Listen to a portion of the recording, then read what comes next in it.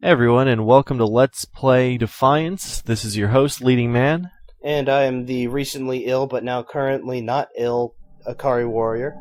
Welcome back. How was the swine flu?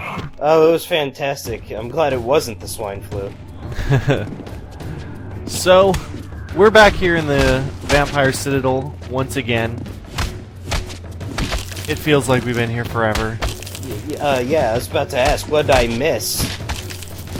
Well, you did miss all of Vorador's mansion. You just missed, nothing with Kain at all. You would think he would have gone somewhere while Raziel was exploring a mansion for an hour and a half. No, he just stood by that gate and had a snack. So, this part of the Vampire Citadel is actually where a lot of people get confused really easy.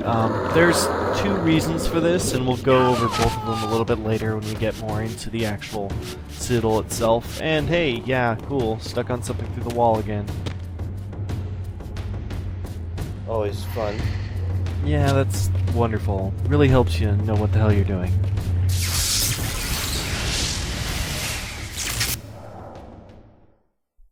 So if you remember the last time, we ran out of gates towards the end and had to cycle back through to exit back to the gate we started on. In this one, we actually start in a whole new temple. This history, in part, I knew already. How, as the vampires began to die out, the pillars summoned human guardians to fulfill their roles. It seemed the ancient vampires had adopted, and when necessary, abducted the human guardians and made vampires of them when they came of age, until the humans rebelled against their masters. And here, I made a surprising discovery. It was Mobius, the time streamer, and Mortanius, guardian of death, who led the bloody revolt. Now, I understood why Mobius hated me so intensely. I was the first vampire guardian in all these centuries, and he knew what my coming signified. Or perhaps I reminded him of all he had forsaken. And there's our first new portrait in a while. So we're starting off here in the Earth Temple, another temple which we haven't seen and we get introduced to through Kain's chapter. And that'll make it easier to navigate later. Honestly, I don't think it will. It won't. I was just, trying to be... trying to be optimistic here. How's that working for you? Well, this part is reminding me of when the camera wouldn't follow me up through that area and clip through the floor. The orb that once opened this portal had been destroyed. To power it, I would need to find a substitute. Or some duct tape. Oh my god, exploding statue. Yeah, fire statue. So, this is our first fetch quest in a while. We have to go grab one of these, we have to grab an orb to power this thing. Obviously, we're going to end up getting it from another gate. The funny thing is you can't just grab it from the gate you start in, which is kind of, what I would expect. No, you have to go find another gate that's all broken down somewhere. Hey, give them credit where it's due. They're not backtracking in order to make you go forward. Yeah, they are. Well, you go forward in order to backtrack, and then go... Never mind. Yeah, it's the same thing. Just because you go forward a little bit before you backtrack and go forward again doesn't change the fact that you're still doing the same thing.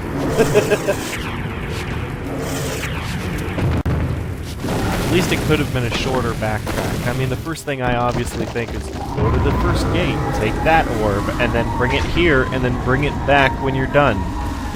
But no, let's go the long way. It's the scenic route. We get to look at the Vampire Citadel, which we're not sick of yet. This is the worst jump ever, and it's not incredibly obvious that you have to do it. It just looks like another piece of scenery, That was probably the most not obvious jump ever.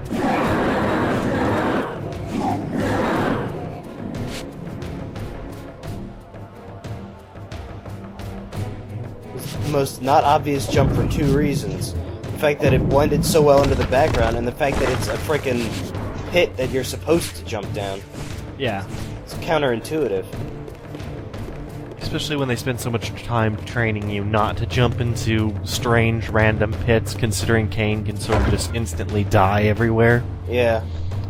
Water, bottomless pits. Even though he can turn into bats, he dies when he falls down a bottomless pit.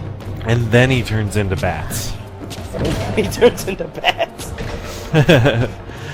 But, yeah, so what they do here is they manage to block off all those entrances with the gargoyle statues. Basically, they do this because you have absolutely no way to deal with them as Kain.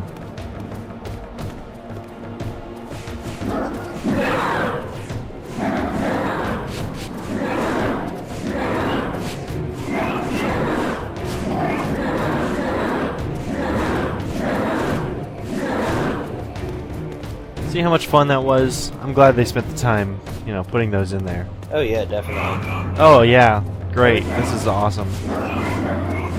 It helps the player to do well. They said, you know what, the player needs to have it made in the shade. So they made more shades. How do we... I don't know. How do I let you get away with all the things you say? Because despite the fact that it's utterly predictable that I say the most ridiculous things, you never know what ridiculous thing I will say next. It's true. That doesn't make it a, you know, good thing, but... It just makes it unpredictable. That's, you're asking how I get away with it. Alright, fine. Fair enough. So, we are headed to the Darkness Shrine. So once again, don't really bother remembering where you're going to. Remember where you came from. You gotta remember that you came from the Earth Shrine. Because in this section, it's where it gets really bad. This is where there actually are multiple paths and multiple shrines you can end up going to. And it's possible to get yourself going in through crazy circles that you can't even imagine. These ones are purple. I don't know why. That was hilariously random. These ones are purple. You can go Yeah, in circles, and these ones are purple. Well, it's completely accurate. I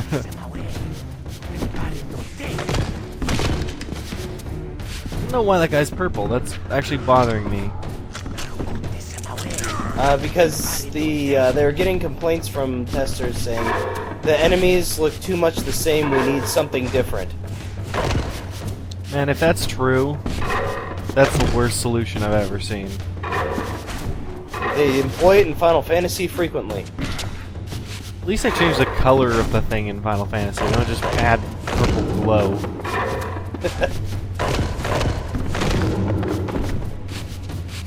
Anyway, so here we have two of these guys. Pretty simple. There's vampire, worshipper, feral human dudes all around the outside. Whatever. Kinetic shackles, I don't think I've ever used, ever. Yeah, Pretty certain it just, like, locks them to the ground and stuns them there for a little while, but yeah, no. Just no. That sure would be useful if you were Raziel, though. Maybe, but even when I've even think I've gotten that ability as Raziel, and I still haven't used it. Ugh. That was pretty cool. The statue managed to snag the flea-looking guy. Ah, sweet. There we go. So, this is the one thing I like about the Lightning Reaver, is the fact that, you know, you get a whole bunch of nice hits in on everything in the room.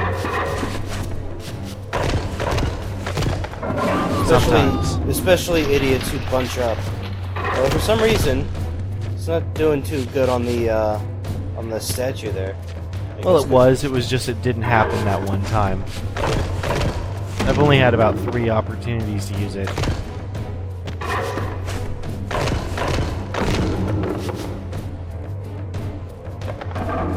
There he goes.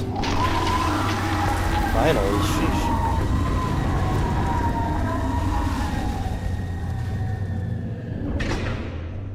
It's just very disappointing considering that in the last level they managed to stick I don't know, how many was that? Like 10 of those things in Bordeaux's mansion?